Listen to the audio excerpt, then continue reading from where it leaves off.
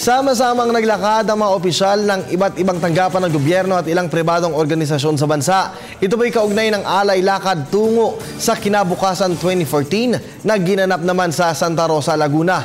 Layunin po nito ang isulong ang kanilang adhikain na tulungan ang mga kabataan na makapag-aral. Ang ulat na yan mula kay Julius Disamburo. Let's help the out-of-school youth. Ito ang nais ng mga lumahok sa alay lakad tungo sa kinabukasan 2014 sa Santa Rosa City, lalawigan ng Laguna. Hindi lamang mga opisyales ng gobyerno ang nakikiisa, kundi pati na din ang mga estudyante mula sa iba't ibang paaralan sa kanilang lungsod at mga aktibong organisasyong tumutulong sa mga kabataang Pilipino. Ayon kay Santa Rosa City Mayor Arlene Arcillas, nakikiisa sila sa paggawa ng hakbang upang bigyang ayuda ang mga kabataang nahinto sa pag-aaral.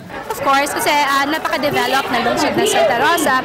And of course, gusto namin, meron kaming mga ibang sistema ng edukasyon para ma-employ din sila sa ating mga kumpanya natin. Kasi kalimitan yung mga naglalakad, meron kaming donation box sa harap, after walking, miski piso.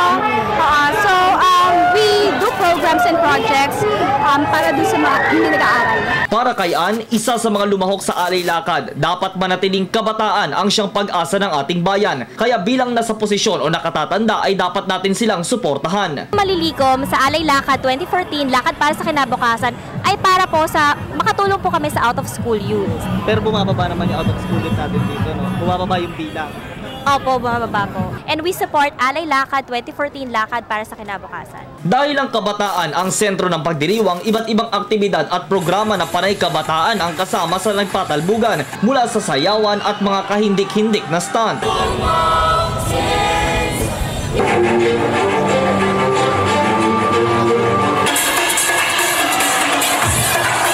Pero syempre, hindi nagpatalbog ang mga ilaw ng tahanan sa kanilang Zumba at aerobic moves.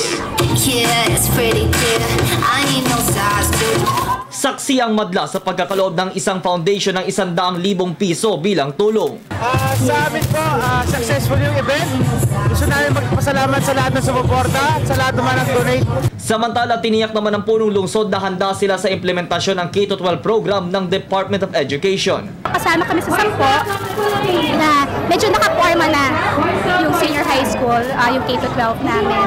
So, in return, kami naman yung magiging model ng ibang syudad. Para sa Telebisyon ng Bayan, Julius Disamburo, Santa Rosa City, Laguna.